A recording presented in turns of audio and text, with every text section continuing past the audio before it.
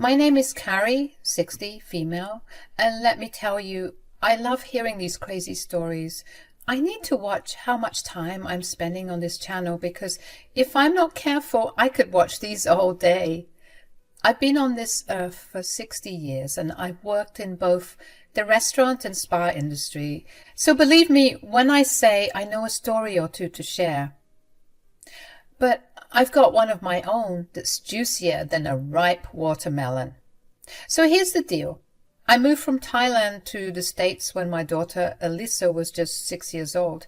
I wanted a better life for us and things weren't looking too good in my home country, so we packed up everything and off we went.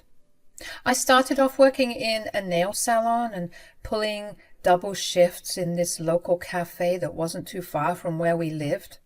It wasn't much at first, but it was better than what we were surviving off back in Thailand. Slowly but surely, we were making a stable home. Well, more so, banged up apartment, but hey, it was all we had and I was grateful for it. I hustled for it all and I was proud of it. But Alyssa, well, she wasn't exactly thrilled. No matter what I did, it seemed like it was never enough for her. She'd throw fits as she was getting older and older, saying I wasn't cool or that we needed more money because all her friends had the latest gadgets and fanciest clothes. Mind you, by the time she was complaining, she was 9, we were living pretty decently, if I do say so myself. We had managed to move out of the old apartment into a slightly better one. I was even saving up so that I could get her an iPad, and when I gave it to her, she yelled at me and told me that it was the old model, when she wanted the very latest one. I was working my tail off for her, but she couldn't see that. I climbed the ranks in the nail shop and became the manager, and our living situation improved. I got us a house and upgraded her phone and wardrobe, but still it wasn't enough. She kept moving the goalposts, and it felt like she never understood how hard it all was for me. I never burdened her with the details of my struggles, of course. She was my kid.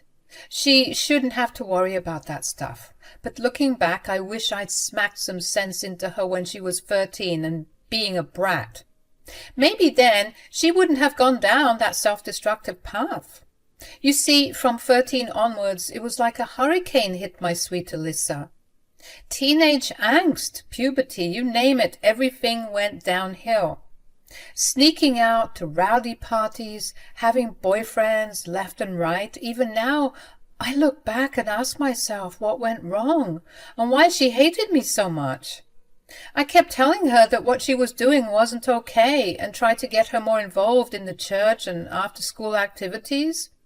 I took her to therapy when that wasn't working, and I always made it clear I was there for her and that I loved her and wanted to be let in so that I could help her. But she kept shutting me out. The harder I tried, the further she pushed me away. I was getting fed up with her antics. But the final straw came when she turned 18. For years it was the same crap. She wouldn't respect me. I ended up being bullied by my own daughter. Our arguments reached a new level, with her sneaking off for days without a word. She'd hit me with the "I'm 18, I'm an adult, I can do whatever I want" line. I told her that her being 18 didn't mean anything to me because she needed to show some responsibility for that claim to actually stick. I would get her gigs at the nail shop, telling her to come and earn her own money so that she could show me that she could be responsible and independent, but she never showed up. We were honestly on the verge of biting each other's heads off. The tension was thick, and it seemed like we were heading for a mother-daughter showdown. One day we were having our usual arguments. She had been out for 2 days and didn't bother to tell me where she was going and what she would be doing. She was honestly out of control. "You're always on my case. Leave me alone." "Alyssa, please, I'm trying to talk to you as my daughter and as an adult." "If you think I'm an adult, why don't you treat me like one?" "I do. Well, I try to. Is it so much to want just a text about where you'll be? I'm your mother. I worry about you." "All I do is worry about you." Well, you don't have to. You're not the boss of me. Alyssa, I'm not going to go back and forth with you right now. I want us to fix this. We need help. Please let me book another session with Dr. Raymond. We can be better.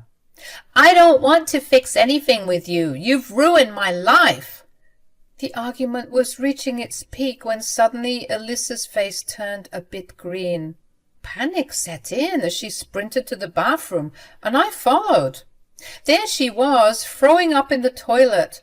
I held her hair back, rubbing her back, trying to figure out what was wrong. She seemed to be fine, and her temperature wasn't hot.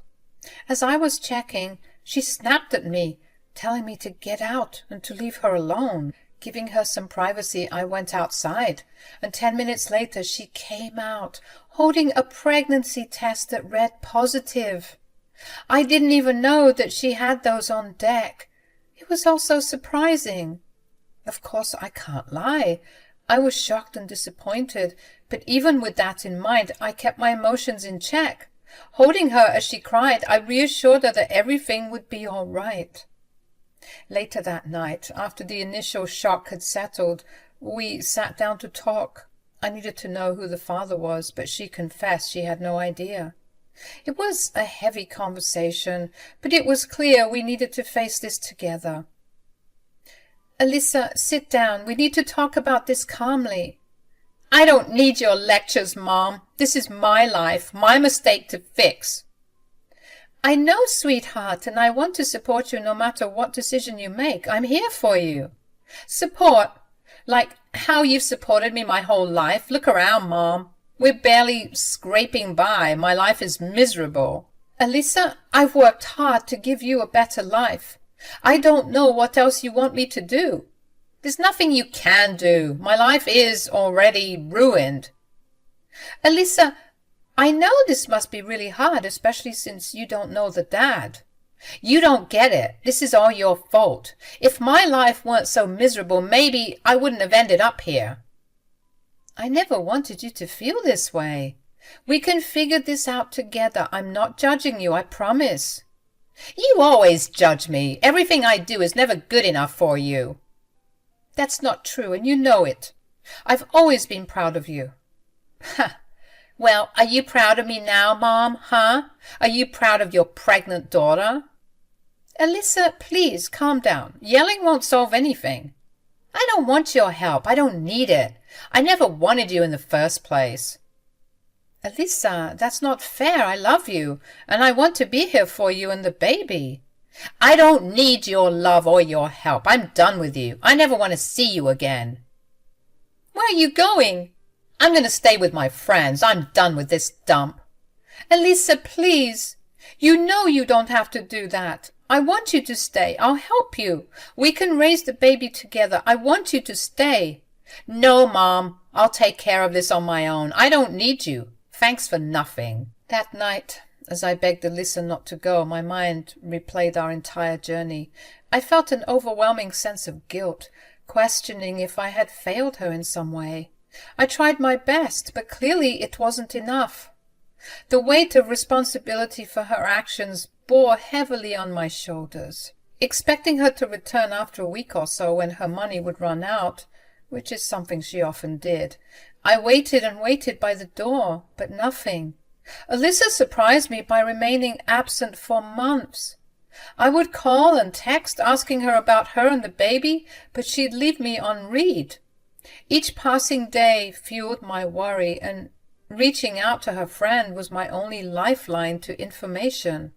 Her friend told me that Alyssa was still couch surfing, struggling to get a job and prep for her baby.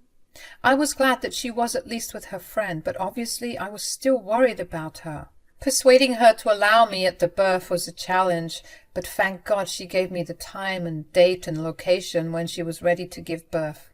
When I finally saw her in the hospital holding sweet baby Tori in her arms, a mix of relief and concern washed over me.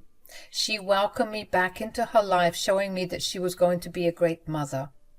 Those initial months with Tori seemed to soften Alyssa's demeanor. Our relationship showed signs of improvement, with her occasionally allowing me to babysit and even spending nights at our place. However, just as the fragile bonds of connection were strengthening, Alyssa abruptly iced me out again when Tori was about 4 months old. A text cancelling our planned day together in the park left me shocked and questioning the future of our strained relationship. I tried calling her, but she wouldn't pick up. The worry crept back in, and I feared that our progress was slipping away. I decided to give her space, hoping she would come around. Days turned into weeks, and I barely heard from Alyssa.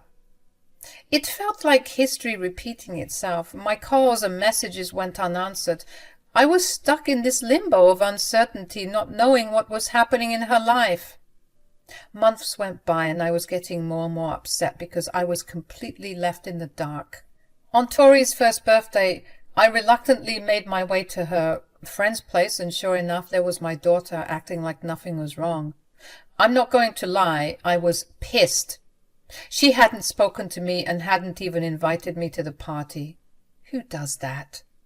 Determined to address the strained relationship, I pulled her aside to have a serious conversation. She was about to start giving me the whole "I hate you" and "I hate my life" spiel, but I beat her to it. I made it clear that if she didn't want a relationship with me, that was her choice, and I had to respect that. However, I insisted on being a part of Tori's life. This unexpected assertiveness stunned her, and finally making her realize I was done with her crap. I pleaded for her to at least keep in touch for Tori's sake. Her response was unfortunately expected. Instead of a proper conversation, she started yelling, saying I needed to leave and that I would never see Tori again. "Why do you insist on punishing me? I've given you what you want.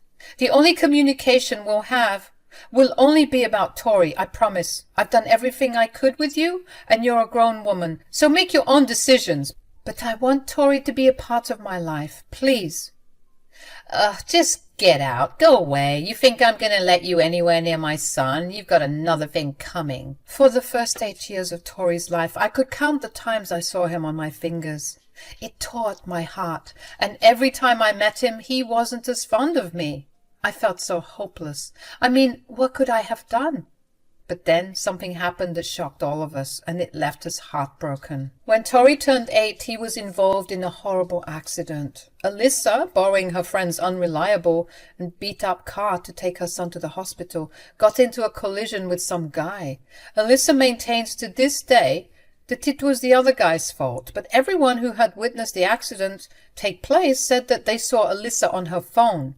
Tori wasn't wearing his seatbelt, so the damage was intense. He had severe injuries to his eyes from the shattered glass, and that led to a complete loss of sight. It was a dark and scary time for all of us. Of course, I had to step up and take care of both Alyssa and Tori during their recovery. While Alyssa suffered some minor injuries to her arms and legs, she wasn't nearly as bad off as her son Tori. During this time, I found that Alyssa's so-called friends she was living with had abandoned her, leaving her at the hands of her abusive boyfriend. Despite the challenges, she had landed a teaching job at an elementary school, and I couldn't help but feel proud of her for that accomplishment. Taking care of them was no walk in the park, especially with Alyssa being bitter about needing my help, but I had to swallow my pride and help her and her son out. After about a month, when Alyssa was feeling much better and returned to her boyfriend's place, she showed up at my door with Tori. "Tori, go inside and watch some TV or something. Your grandma and I need to talk." I can't, remember? You know what I mean. God, you can be such a brat. Just get inside and put something on."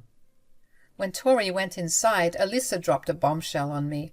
She wanted to leave Tori in my care. She said she was done with him, saying that she was tired of him dragging her down. Anger surged through me, and I couldn't hold back as I shouted at her, questioning why she could be so heartless. "What the hell is wrong with you, Alyssa? How could you do something so cruel? Hey, don't you dare judge me. You don't know what I've been through. I would if you just talked to me, but you don't never want to. And now you're just giving up on your son? He's a dead weight. I never signed up for having a blind kid. I have a life to live." I reminded her of her responsibilities as a parent, insisting that she couldn't just dump him on me because she was tired. Then came the accusations. Alyssa called me a hypocrite, saying I hadn't done my best with her. I denied it, of course, telling her how I had worked tirelessly every single day for us. Despite my efforts, she couldn't bring herself to believe me. In the end, she left without even saying goodbye to Tori. I had to break the news to him, and what shattered my heart was that he didn't seem hurt or angry. It was as if he had gotten used to his mother abandoning him. My relationship with Tori started off slow and rocky, understandably so. To him, I was the grandma who hadn't been there for most of his life. I had to break it to him and tell him that wasn't true, and it was Alyssa who kept us apart. As the years rolled by, Tori grew into a smart, strong, independent young man. Despite his disability, he thrived. His passion for music led him to start a business, creating headphones that soon gained a lot of popularity. His inspiring story fueled the success of his business. When he turned 18, a full 10 years after everything went down, he was ready to move out, but not before telling me about his opportunity. I was used to it at this point. This boy was all over the country doing tours and being a motivational speaker. I was so proud of my grandson, and I was so grateful because he was always helping me. Well, it's been fun while it lasted. Promise me you'll visit. Of course, Yai. You've made me who I am today. Oh, please, that was all you. No, I mean it. You've been more of a mom to me than Alyssa ever was, which is why I'm gifting you a house. What? And a car. Tori, please, don't make this old lady pass out. I'd give you the world if you asked me to. You've helped me so much. Please accept these gifts, and also I would love for you to come see me at Brixton Elementary. You have a seminar there? You know it. Apparently there are a bunch of blind kids who are excited to hear me speak. That's amazing! Oh, you make me so proud. But wait, isn't that the same school your mother works at? Yeah, it is. I guess the perks of being blind is that I won't have to see her. I know how hard this must be for you, but think about it. This is your chance to shine. What do you mean? Think about it. She tossed you aside when you needed her the most. You've been to hell and back, and you're still thriving. Not many people can do that, my love. You should shove it in her face. I'm sure when she sees you, her jaw will be on the floor. You know what, Yai? You're right. Lord knows, I would want to see her jaw on the ground after all these years. The day of Tori's seminar finally arrived, and he insisted that I drive us to the school in the brand new car he got me. As we got out, I spotted Alyssa, looking much older than her age and shouting at some kids to get ready for the special guest speaker. When she saw us, she almost couldn't recognize us. I told Tori that his mother was here, and he tensed up. Mom? Tori? What the hell are you two doing here? Hello, Alyssa. I'd say you look well, but I can't see. Don't worry, you're not missing much. What are you two talking about, and whose Benz is that? It's mine. What? How could you afford a car like that? I couldn't. It was a gift. From who? From me. What? Would love to stay and chit-chat, but I have to set up for the talk, so I'll talk to you later, Yai. Okay, see you soon. With the help of his manager and his security, who had also come to the event, Tori was led inside to start setting up for the talk. Alyssa just stood there with her jaw on the floor trying to find the words. But the person who's coming in today, he's a millionaire. That's when I dropped a bomb. I told her to look up her son on Google and see his net worth.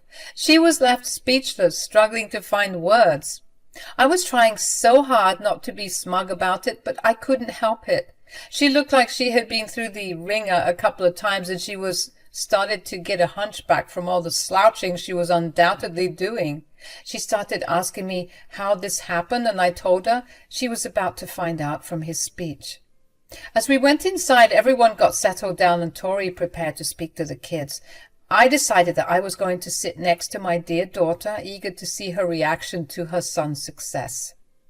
Tori, as charming as ever, shared his background story, discussing his journey from losing his sight to discovering his passion for music and selling headphones. Even though I was abandoned by my mom and forced to live with my grandma, who's here in the crowd, everybody, please say hi. Hello, everyone. Hi. That woman right there, she's the reason I'm still here today. She's the reason for all of this. So, Carrie, my sweet grandmother, thank you so much for everything. As I was saying, I felt really hopeful for a while, but I managed to get back up on my feet. Why didn't he acknowledge me as his mother? Maybe because he doesn't view you as his mother. Now shut up, I'm trying to listen to my grandson.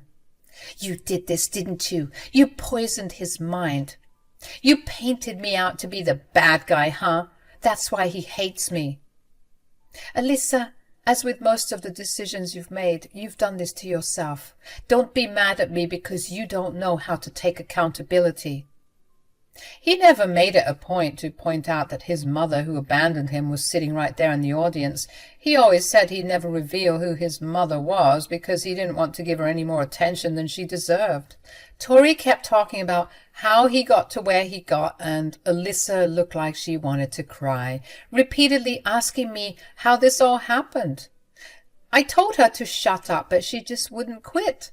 And when Tori finished his speech, the kids went wild, expressing how cool they found him. At the end of the assembly, he was being bombarded by kids who all wanted his autograph, and he was taking pictures with people. Alyssa stood there, shocked and embarrassed, and I couldn't resist telling her that she missed out big time. She looked at me like she wanted to murder me, and I knew she felt like complete crap for all the stuff she put me and Tori through. When Tori was finishing up with the kids and was ready to go, he came to me and Alyssa and said, "Okay, I think we're all done here. Can we go, yai? I have a flight to catch, and you need to see your new house." House? Yeah, they weren't done renovating it, but I just got word that everything is finished now. Oh, goody, I'm so excited. We need to throw a party when you get back. Break the house in, you know. Tori, I've been thinking. Whatever it is, I don't want it. What? Why are you tearing me this way? I'm your mother, damn it. Alyssa, you are not my mother. Now please let us leave. We have important things to do. This stunned her into silence, and she started coughing and crying as we got into the car and headed home. I know it sounds awful to say as her mother, but karma is a B word. I bet she felt like complete crap.